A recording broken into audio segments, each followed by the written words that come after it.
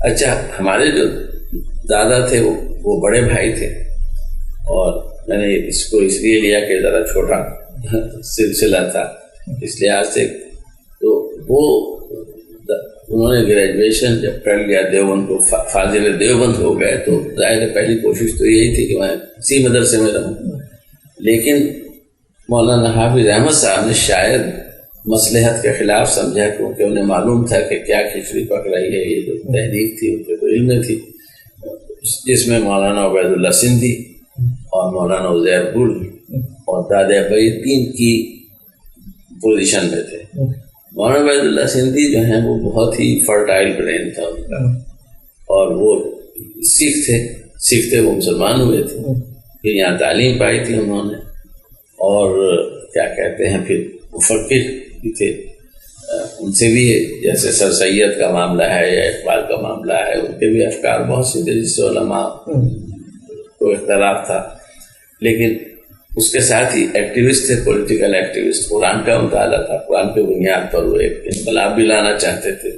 غلام سرور صاحب نے کچھ ان کے محمد سرور ہیں، محمد سرور کیا نام؟ محمد سرور ہے نا، محمد سرور، ہاں محمد سرور صاحب، انہوں نے ان کے وہ کچھ لکھ بھی دیے ہیں، کچھ انہوں نے بھی مغربی پاکستان اکیڈمی جو ہے جی اس میں یا سندھ ساگر اکیڈمی، سندھ ساگر اکیڈمی، سندھ ساگر اکیڈمی میں شائع کیا ہے۔ تو یہ ان کو انگریز یہ سمجھتا ہے کہ یہ انہی کی تحریک تھی اور انہی کے دماغ سے نکلی تھی، انہوں نے ہی بہکایا مولانا کو، لیکن ایسا تھا نہیں، یہ بات نہیں تھی، کیونکہ مولانا کے بہت ہی وفادار شاگرد تھے، اور وہ جو فکر تھی وہ تھی مولانا محمود الحسن صاحب کی، لیکن اس میں پر پرزے لگانے والے، آگے بڑھانے والے، اس میں ان کا خاص حصہ تھا، اور جو کہ بعد میں جب کابل جب پہنچے ہیں اور وہاں سے جو رشوت جب پکڑے گئے ہیں، تو وہ پوری اسکیم کا علم ہوا، تو بہت سی اسکیم ایسی تھی کہ وہ ایک دماغ کی فرٹائل برین کی پیداوار تھی جو پریکٹیکل نہیں تھی۔ خیر اس پر بعد میں آتے ہیں، بات کرتے ہیں۔ تو مولانا تو دارالعلوم میں ان کو ملازمت نہیں ملی، تو وہاں پر مدرسہ معینیہ تھا اجمیر شریف میں، جہاں مولانا محمد منصور انصاری چلے گئے تھے، وہیں ہمارے والد صاحب پیدا ہوئے، ہاں اجمیر شریف میں پیدائش ہوئی۔ اس بیچ میں ان کا تعلق رہا شیخ الہند سے، اس تحریک میں شریک رہے۔ پھر سن 16 میں وہ وقت آیا جب انہوں نے کہا کہ اب پریکٹیکل قدم اٹھائیں۔ اس تحریک کا کس حد تک تعاون تھا نہیں معلوم، لیکن مولانا ابوالکلام آزاد، مولانا محمد علی، حضرت کوہانی، یہ سارے جو اکابر تھے قومی رہنما، ان کے علم میں تھی کہ ایسی تحریک ہے، اور اس کے لیے کیا کہ ہاں مختار انصاری صاحب وہ خاص تھے اس سلسلے میں۔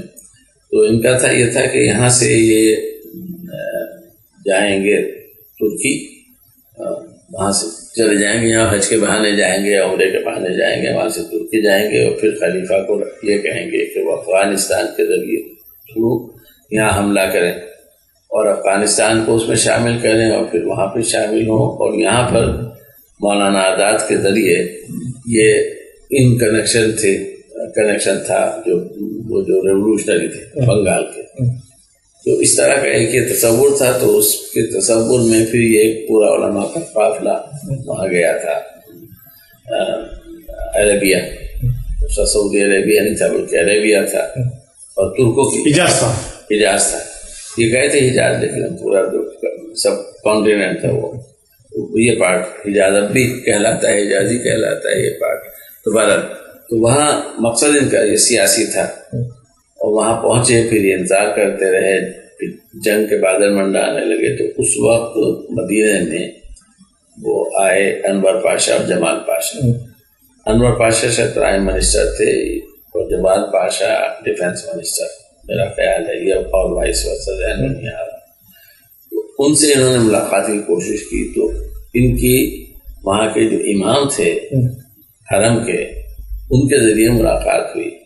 ان کا ایک خط میرے پاس ہے جس میں انہوں نے دبی زبان میں لکھا ہے کہ آپ سے ملاقات کر کے خوشی ہوئی اور اس سلسلے میں ہم مزید بات چیت کریں گے اور اس کام کو جاری رکھیں گے. اس طرح کا انہوں نے ان کو شیخ الہند صاحب کو تو ان کی جو ملاقات اس میں ہوئی جب انہوں نے بتایا اپنا پلان تو انہوں نے کہا کہ نہیں نہ تو آپ کو استنبول خلیفہ کو آپ کی ضرورت ہے نہ آپ کو وہاں جانا چاہیے. آپ واپس جائیں اور واپس جا کر وہاں جو آپ کے ملک کے دوسری مذاہب ہیں جماعتیں ہیں ان کے ساتھ مل کے آپ آزاد کریں ہندوستان.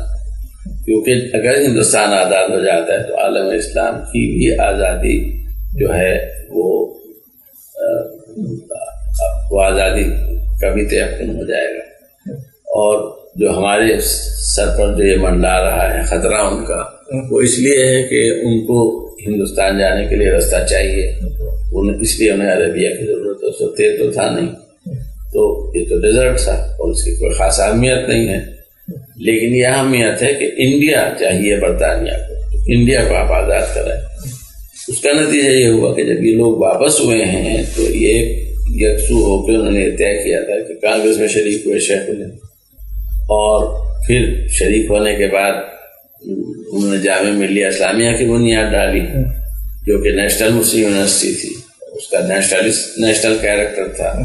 پھر کانگریس میں شرکت کی تو بستر پہ آئے تھے شیخ الہند مالٹا کی جیل سے جو آئے تھے وہ پلنگ پہ آئے تھے.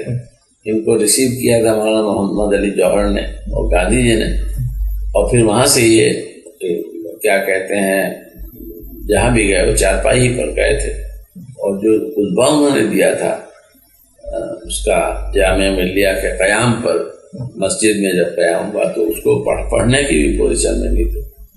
پڑھا تھا اس کو مولانا شبیر احمد عثمانی نے اور میں نے اس پر مضمون لکھا تھا کبھی 53 میں چھپا تھا جامعہ علی گڑھ کے میگزین میں. بعد میں جامعہ کے اوپر کلیکٹڈ ایسے آئے ہیں کئی والیوم اس میں بھی شامل انہوں نے کیا. تو اس میں مولانا کے خطبے میں یہ بات تھی کہ ہمارے بزرگوں نے کبھی انگریزی تعلیم سے مغربی تعلیم سے منع نہیں کیا بلکہ مفسد اس کے جو اثرات تھے ان کی روک تھام کی کوشش کی.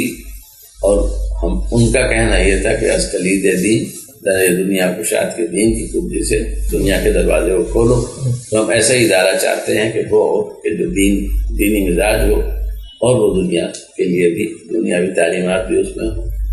تو یہ ہمارے حضرت مدنی نے یا نیشنلسٹ مسلمانوں نے جو اس راستے کو اختیار کیا اس میں بہت سے لوگوں کا یہ خیال تھا خاص طور پر مولانا مدنی کا کہ ہمارے پیر صاحب نے کہا ہمیں یہ کرنا ہے. تو اس میں فکر کی گنجائش نہیں. جب پیر کہہ دے اور بہت سے لوگوں نے جیسے مولانا آزاد یقیناً ہے کہ جو فکری طور پر بھی محسوس کیا کہ ہمیں مل کے رہنا ہے اور یہ جو پارٹیشن ہے یا پاکستان ہے یہ سالوشن نہیں ہے. اور جب پاکستان نہیں تھا پاکستان 40 میں آیا تب بھی یہ بات کلیئر تھی مولانا آزاد کے ہاں یا نیشنلسٹ مسلمانوں کے کہ ہم بطور ہندوستانی کے ایک قوم ہیں اور ہمارے حق میں یہ ہے کہ ہندوستان آزاد ہو اور ہم ہندوؤں کے ساتھ مل کے رہ سکتے ہیں, ہم معاملہ کر سکتے ہیں ان سے. اس وقت تک واضح شکل بھی سامنے نہیں تھی لیکن بہرحال ان لوگوں کا یہ خیال تھا. تو وہاں سے مدینے سے پھر ان لوگوں نے یہ ارادہ کیا تھا واپس آنے کا لیکن جنگ ہو گئی. تو یہ لوگ اس وقت طائف میں تھے. تو جب یہ جنگ شروع ہوئی تو پھر وہاں شریف حسین کی حکومت تھی. شریف حسین نے ان کو گرفتار کرا کے انگریز کے حوالے کر دیا. اس سے پہلے کا جو ووٹ چلی اس میں چند اور افراد اور یہ مولانا محمد میاں ہمارے دادا یہی تو سائن آئے. اور اس خط کو جو وہاں کے جو گورنر تھا حجاز کا اس کا نام تھا غالب پاشا, اس کا خط تھا. اس کا خط تھا اور جو تحریر جو ہے اس کی جو میں پہچانتا ہوں وہ ہمارے دادا کی تحریر ہے. ڈرافٹ ان کا تھا لیکن دستخط اس کے تھے اس میں. جس میں انہوں نے کہا تھا کہ اب یہ جنگ شروع ہو گئی ہے اور ہم چاہتے ہیں کہ آپ ساتھ دیں. اور قبائلی علاقوں کے لوگوں بھی کہا تھا افغانستان کے سب لوگ مل کر کے ملت اسلامیہ کو آزاد کرائیں, ہندوستان کو آزاد کریں. اس طرح کا وہ خط تھا. تو وہ لے کر یہ آئے پھر انہوں نے وہاں پر ایک مظفر نگر میں فوٹوگرافر تھے، ان سے فوٹو بنوائے اس کے، اور بنوا کر کے وہ لے کے پھر مولانا آزاد کے پاس، مولانا اشرف موہانی کے پاس، مولانا محمد علی، ان لوگوں کے پاس گئے۔ تو ان لوگوں نے اس وقت پھر پکڑ دھکڑ بھی شروع ہو چکی تھی، یعنی یہ اس سلسلے میں جنگ شروع ہو گئی تھی، تو سب محتاط تھے کہ اس سے خاطر خواہ انہیں جواب نہیں ملے جو انہوں نے بعد میں خط میں لکھا اپنے، لیکن وہاں یہاں کانٹیکٹ کیا۔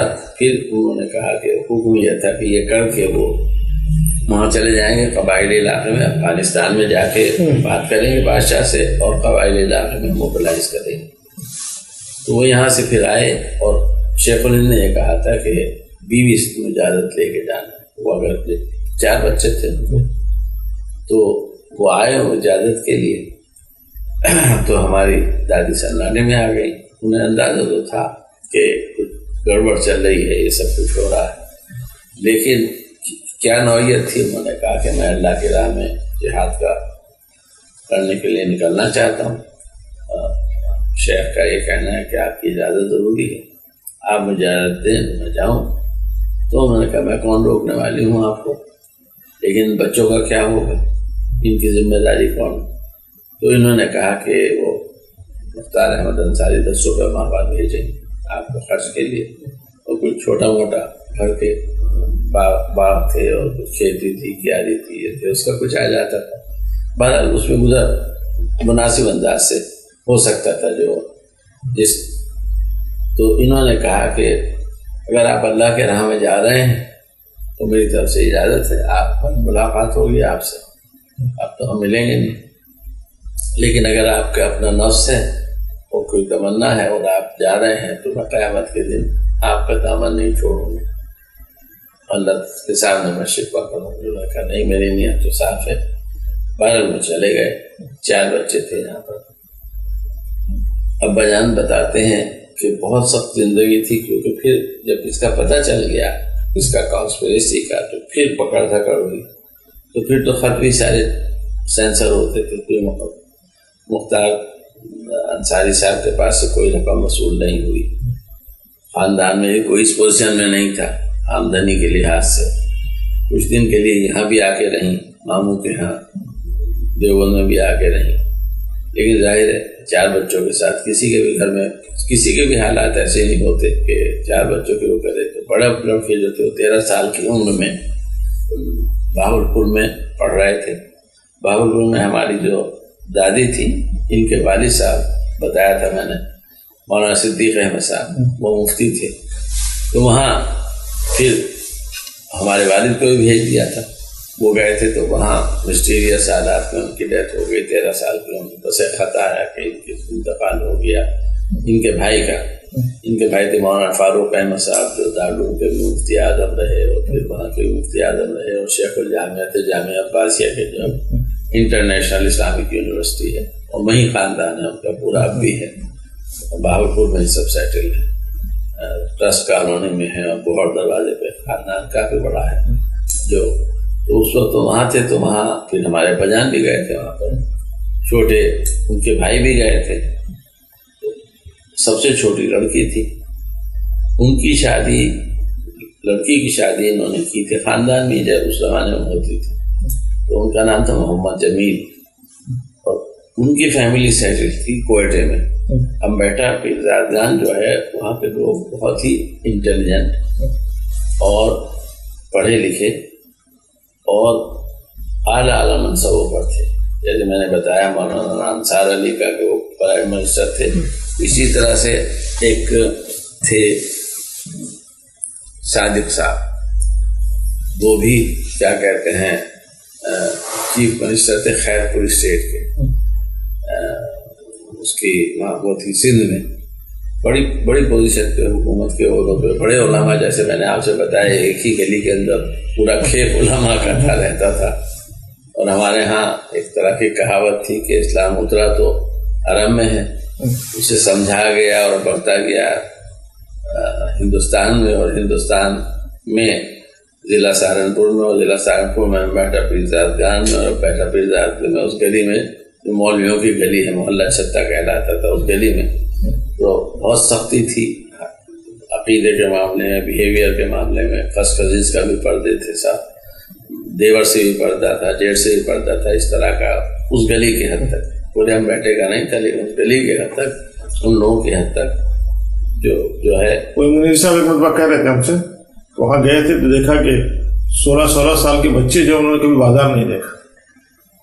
کون کہہ رہے تھے؟ منیر صاحب، منیر صاحب. اچھا اچھا. ایک بار تو کہہ رہے تھے کہ وہ آپ نے ابھی میں بیان کرتے ہوئے اسی طرح کہتے گیا تھا مولانا رائے پوری والا کے یہاں، مولانا رائے پوری کے یہاں، تو ان کے یہاں جو ہے یہ تھا کہ بڑے بچے ہیں 15 سال کے 16 سال کے، انہوں نے کبھی زندگی میں بازار نہیں. ہم بھی جب رہے بہاولپور میں اسی ماحول میں، تو صبح چلے جاتے تھے مدرسے. ہمارے کیا ہو گیا اس وقت، اس بات 45 46 کے 44 کے، اور وہاں سے آ کے کھانا کھایا. اور پھر مولانا اسرار صاحب جو مولانا ان کے سب خاندان میں شادیاں ہوتی ہیں، مولانا فاروق صاحب کے داماد بھی تھے، ان کی بیٹھک تھی. اس بیٹھک میں خاندان، اچھا یہ بھی ایک طریقہ تھا وہاں کے، وہ جو بھی بڑا ہوتا تھا، عالم ہوتا تھا، اس کے پاس بھیج دیا کرتے تھے. تب انہیں بچوں کو پیسہ ہو تو دے دیتے تھے، نہیں ہو تو نہیں دیتے تھے. تو ان کی بیٹھک میں 2 تو لوگ رہتے تھے. ایک تو تھے عبدالغفار اور عبدالخالق. عبدالخالق کافی بڑے اسکالر ہوئے، آسٹریلیا میں ہیں، بہت سی کتابیں بھی ان کی ہیں، اور دین بھی رہے انٹرنیشنل اسلامک یونیورسٹی ملیشیا کے.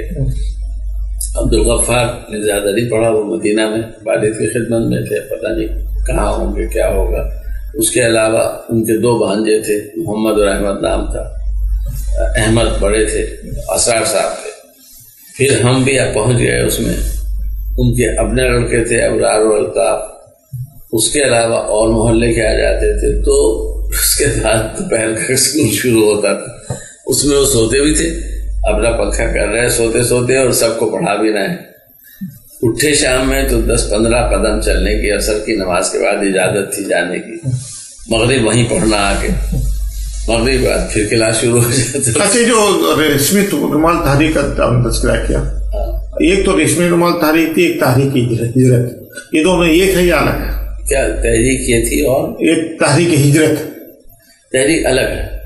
تحریک ہجرت جو ہے بعد میں آتا.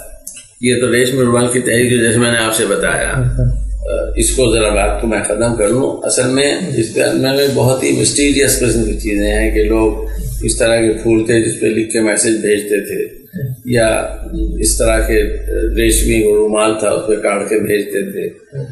ہمارے چچا جو کہ سب سے چھوٹے چچا، ان کی تعلیم تو نہیں ہوئی تھی لیکن دادا کی خدمت میں رہے تھے. تو وہ کہتے تھے نہیں، وہ خط جو تھے جس کو کہ ہم نے ڈسکور کیا اس میں آرکائیو میں، برٹش آرکائیو میں، وہ ریشم کے کپڑے میں لپیٹ کر کے بھیجے گئے تھے. ہوا یہ تھا کہ ایک 12 یا 16 لڑکوں کا جو پڑھ رہے تھے انٹرمیڈیٹ میں لاہور میں، اس وقت سن 12 کی بات ہے، 12-11 کی، جب ٹریپولی پہ حملہ کیا.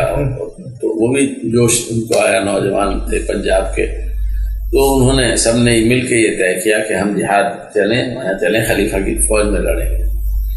تو یہ کہہ کے یہ خاموشی سے ایک رات کو فرار ہو گئے. پشاور پہنچے اور پشاور سے وہ وہاں قبائلی علاقے میں گئے اور پھر بالا کوٹ گئے، پھر وہاں سے کابل تک پہنچ گئے لوگ. 1516 میں مولانا عبید اللہ سندھی اور یہ محمد منصور انصاری پہنچ گئے. ریشمی خطوط کی تحریک میں ان کا تعلق تحریک سے نہیں تھا. تو وہاں یہ لوگ ملتے ہیں.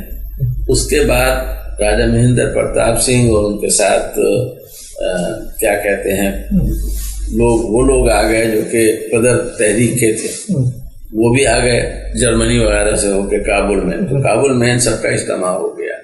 تو وہاں یہ طے پایا کہ ہم عارضی حکومت قائم کریں. اس عارضی حکومت کا صدر راجہ مہندر پرتاپ سنگھ کو چنا، اور فارن منسٹر ایک سکھ تھے، ان کا نام میرے ذہن میں نہیں آ رہا، اور پرائم منسٹر اس کے تھے شوکت اللہ بھوپالی، جن کے نام پر اب یونیورسٹی قائم ہو گئی ہے یا ہو رہی ہے وہاں بھوپال پہ. تو یہ اس طرح سے اس وقت بھی علماء کو یہ شعور تھا کہ ہم کو مل کے چلنا ہے. جس میں سکھ کو بھی ریپرزنٹیشن دیا اور صدر بنایا حکومت کا، اس کا بھی شاید اعتراف تھا کہ میجورٹی ہے، یا ان کے اس کا اعتراف تھا کہ ان کی جو خدمات تھیں.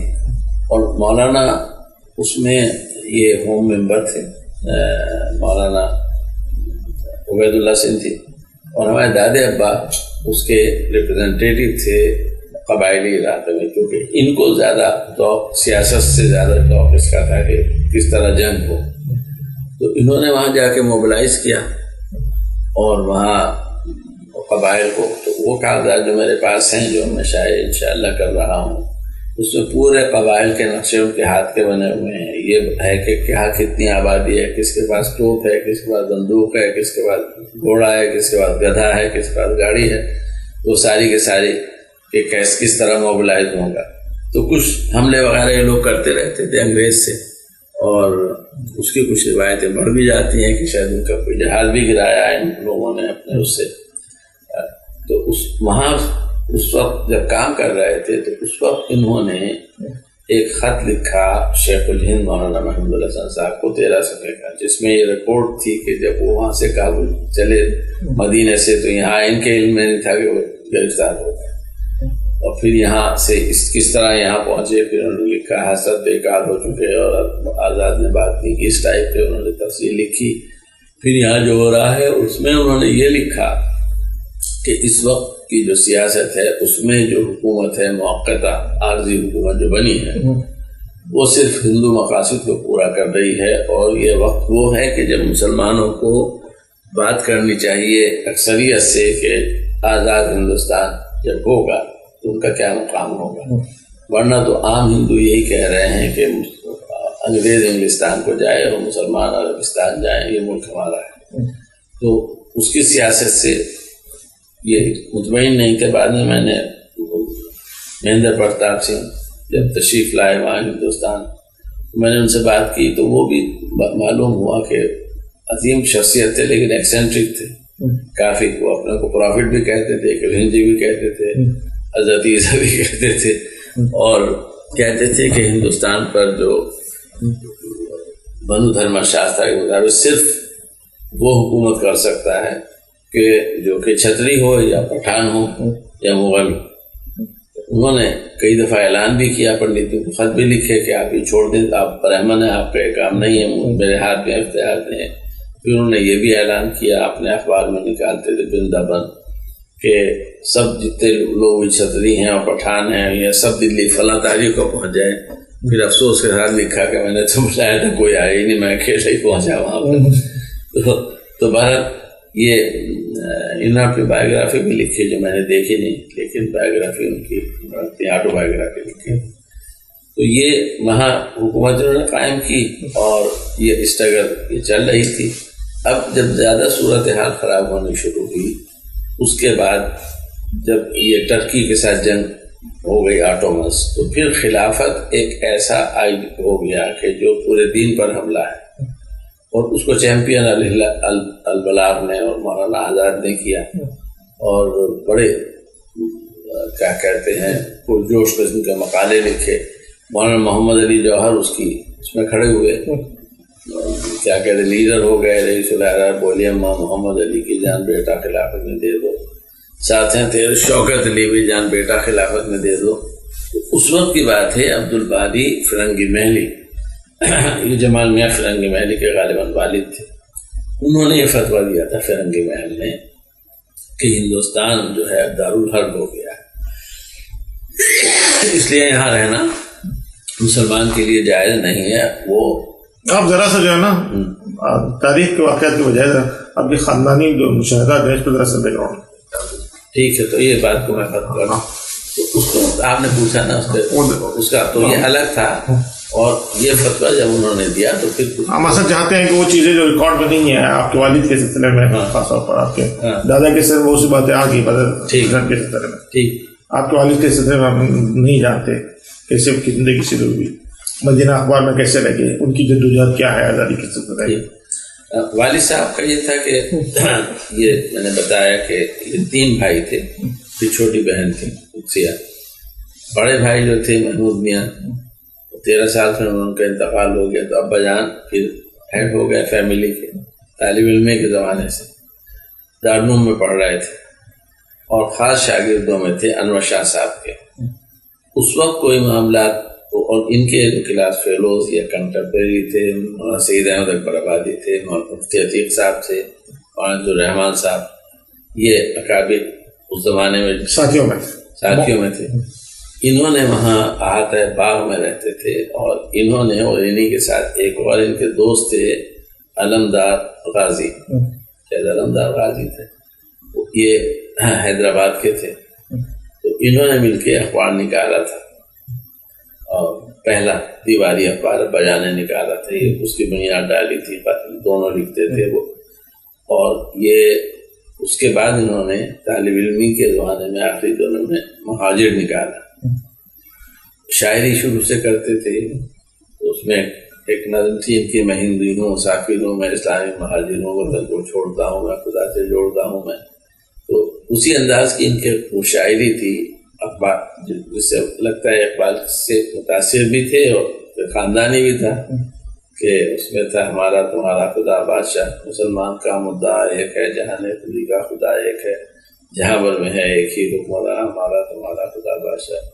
بہت سی ان کی یہ نظمیں تھیں، قومی نظمیں لکھتی تھی کہ کیا ہے، اٹھاؤ جھنڈا لگاؤ نعرہ وطن کی خاطر، اٹھو خدا را وطن کے بچوں، وطن تمہارا تمہاری کوشش کا منتظر ہے، اور ہمارا نشان سب نشانوں سے اونچا، یہ دنیا کے ساتھ آسمانوں سے اونچا۔ ایسے ان کی تھی کہ پہلے کی طرح پھر محفل میں قندیل ہمارا چمکے گا، پھر ہند کے مطلع عالی پر قسمت کا ستارہ چمکے گا، پھر رم جھم موتی برسیں گے آکاش کے نیلے ساگر سے، پھر حضرت حق سے جل کے جلووں سے گنگا کا کنارہ چمکے گا۔ تو اس طرح کی قومی نظمیں ان کی بہت جوشیلی بھی تھیں اور دینی نظمیں بھی تھیں، اسی انداز کی تھی جو اقبال کا ایک فکری انداز ہے نوجوانی میں۔ شبلی کا بھی انداز ہوتا ہے، شبلی کا جو انداز تھا، ہاں وہ شبلی کا بھی انداز اس میں ہے، اور حالی کا بھی ہے۔ یہ جو ایک یہ جانڈا چلا تھا نا قومی، اس کا وہی تھا۔ پھر غزلیں بھی لکھتے تھے۔ تو یہ 13 سال کی عمر میں پھر گئے والد سے ملنے، والدہ کو بھی لے کے گئے، اور تو وہاں والد کو جب انہوں نے اپنی نظم سنائی، اور پھر انہوں نے ایک قصیدہ لکھا، وہاں سے ملنے کا کابل گئے۔ تو یہ بھی دیکھیے ایک تو بات ہے کہ انگریز کے بارے میں آج کے جو حالات ہیں، جس طرح کے ویسٹ انڈیز کے ہو رہے ہیں، یہ ایسے حملے ہیں ہو رہے ہیں۔ انگریز کولونیلسٹ تو تھا، اور اس کو میں نے جو ڈاکومنٹ دیکھے ہیں برٹش آرکائیو میں، اس کو یہ بھی معلوم تھا کہ ہمارے دادا کہاں کہاں، اور ان کے جو اوریجنل کاغذات تھے وہ چوری ان کے ہاں سے ہوتے تھے، جو ان کے پاس کام کرتے ہیں وہ چوری کرتے تھے، اور وہ چوری کر کے کابل جاتے تھے، وہاں سے پھر وہ جاتے تھے دلی، وہاں فوٹو کاپی ہو کے سیکریٹری آف اسٹیٹ، ایک secretary of state for India کو جاتی تھی کاپی، اور وہاں سے پھر اس کا فوٹو کاپی ہو کے ایک امریکہ جاتی تھی۔ اور امریکہ اس لیے جاتی تھی کہ وہاں بھی یہ غدر پارٹی کا تھا، اثر تھا، تو انگریز امریکہ والوں کو اطلاع دیتے تھے، لیکن انہوں نے کبھی مارنے کی کوشش نہیں کی دادے پر۔ پھر جب انہوں نے جانے کا ارادہ کیا وہاں، جب دادے باپ آ گئے تھے، انقلاب ترکی میں شرکت کی اور ایران میں شرکت کی، اور روس پہنچ گئے تھے، وہاں ملے اسٹالن سے، لینن سے، یہ بھی، اور مولانا عبید اللہ سندھی بھی۔ اور تو یہاں باجوڑ میں ان کی شادی انہوں نے شادی کی تھی۔ ہماری دادی نے اس وقت دوسرا یہ کام کیا کہ ایک تو معذور ہو گئی تھی، وہ بہت ہی زیادہ ڈپریشن میں رہتی تھی، اور ایک طرح کی بیماری تھی جو ہمیں بھی یاد ہے، وہ وہم کی یوں کرتی رہتی تھی بیٹھ کے، اور کہتی تھی کہ کلیلیاں ہیں، کلیلی کوئی چیز ایسی ہے انسیکٹ، وضو تھی تو وہ ہاتھ ہی دھوتی رہتی تھی بیٹھ کر کے، وہ کراتی رہتی تھی۔ تو انہوں نے چھوٹے بیٹے سے کہا کہ تم باپ کے ساتھ چلے جاؤ، وہ بھی تنہا ہے، ان کی خدمت کرو، اور ان سے کہو کہ اب یہاں تو آپ نہیں آ رہے ہیں، آپ بھی اپنا شادی کریں رہے۔ دوسری طرف یہ بھی بات تھی مصلحت کہ وہاں ان قبائلی علاقوں میں اپنا رشتہ قائم کریں، تو باجوڑ کے خاندان میں انہوں نے شادی کی تھی، ہماری جو چھوٹی دادی تھی وہاں سے تھی۔ تو یہ چچا بھی چلے گئے تھے، اب ابا جان کے اوپر تھا، اور ابا جان اس وقت واقعات بتاتے ہیں کہ کھانے کو نہیں ہوا کرتا تھا، پہننے کو نہیں ہوتا تھا، کپڑا پھٹتا تھا تو اس کے پھول سا بنا دیتی تھی کاٹ کے، کہتے لو چکن کے کپڑے ہو گئے، اور عید کا بھی آتا تھا تو اب ابا جان اور چھوٹی بہن رہ گئے. ابا جان نے یہ لوگ گئے افغانستان ملنے والد صاحب سے، تو والد صاحب کو انہوں نے اپنی نظم سنائی، اور انہوں نے ایک قصیدہ لکھا تھا امان اللہ خان کی شان میں بھی، جس پر امان اللہ خان نے خوش ہو کر دادے ابا کو زمین وغیرہ دی، تو انہوں نے لینے سے انکار کر دیا، کبھی وہ کام نہیں لیتے تھے. انہوں نے قبول کر لیا ابا جان نے، تو وہ زمین پھر اس میں ریڑھ کے وہ تھا. بعد میں چچا حمید میاں نے شادی تو نہیں کی، اسی کو صاف کرنے میں اور فرٹیلائزر کرنے میں عمر لگا دی. جب وہ ہو گئی تو حکومت نے وہیں نیا سٹی جلال آباد کا بنانا طے کیا، تو وہ ان کے ہاتھ سے بھی چلی گئی. اس کے اوپر ہم نیا سٹی جلال آباد جو داؤد خان کے زمانے میں بن رہا تھا، تو وہ اس کے اوپر وہاں پر نیا سٹی بنا، پرانا سٹی اس کو توڑوا دیا تھا. جو کچے گھر تھے پکے گھر بنے گئے، کوٹھی بنایا، کوٹھی کو کہتے تھے. تو پھر اس سے دادے ابا کے دو لڑکیاں دو لڑکے ہوئے. لیکن یہاں جب یہ 13 سال کی عمر وہاں پہنچے ہیں، دادی بھی ساتھ تھیں اور ماموں بھی ساتھ تھے، جو کہ شیخ الحدیث مفتی اعظم دارالعلوم تھے اور شیخ الحدیث تھے وہاں پر جامعہ عباسیہ میں. تو انہوں نے اپنی غزلیں سنائی دادے ابا کو. تو دادے ابا نے کہا کہ علم کا عروج جو ہے وہ شعر کا زوال ہے، اور شعر کا عروج علم کا زوال ہے. تو شعر عروج پر تھا جاہلیہ میں، پھر علم آیا تو شعر چلا گیا. اب شعر آیا ہے تو پھر علم چل جا رہا ہے. تو میں چاہتا ہوں تم عالم کی حیثیت سے آؤ سامنے دنیا کی، ذوق حد تک رکھو. تو ابا جان کہتے ہیں انہوں نے یہ بند لگا دیا. جب ہم نے 11 سال کی عمر میں شاعری شروع کر دی، انہیں سنایا تو انہوں نے یہ واقعہ سنایا، یہ نہیں کہا کہ نہ لکھو. یہ واقعہ سنایا تو ہمیں بھی تھوڑا سا یہ رہا کہ بھائی کام شعر جو ہے. لیکن ہمارے ہاں جو وہ ہے سماجی طور پر عزت اور مقام شاعر ہے، اور خاص طور پر سے آواز اچھی ہے، اس نے بال بھی بڑھا لیے ہیں، اور حلیہ بھی بیرنگ کر لیا ہے، اور شراب بھی تھوڑی پی رہا ہے، تو اس کا ایک خاص مقام پیدا ہو جاتا ہے. اور بات غزل میں وہی ہے جو آدمی کہہ رہا ہے. پہلے تو انہوں نے ابا جان نے اس پہ توجہ نہیں دی، اور ان کی جو بیازیں وغیرہ تھی بہت سی وہ گم بھی ہو گئی. بہت اچھی غزلیں تھیں، جو میں نے آپ سے چند شعر پڑھ بھی دیے اس میں سے. ہمارے یوٹیوب چینل بھٹکل ٹی وی کے ناظرین، دائیں طرف گھنٹی کے نشان پر کلک کر کے اسے سبسکرائب کرنا اور لائک کے بٹن پر کلک کر کے اسے پسند کرنا نہ بھولیں. اردو آڈیوز اور ویڈیوز کی جامع ترین mobile app Urdu audio Google Play Store اور ایپل اسٹور پر دستیاب ہے. یہ ایپ سفر و حضر میں آپ کی بہترین ساتھی بن سکتی ہے. اسے انسٹال کر کے urduaudio.com کے جملہ آڈیوز اور ویڈیوز سے مستفید ہوں، اور اس سے دوست احباب کو متعارف کرائیں.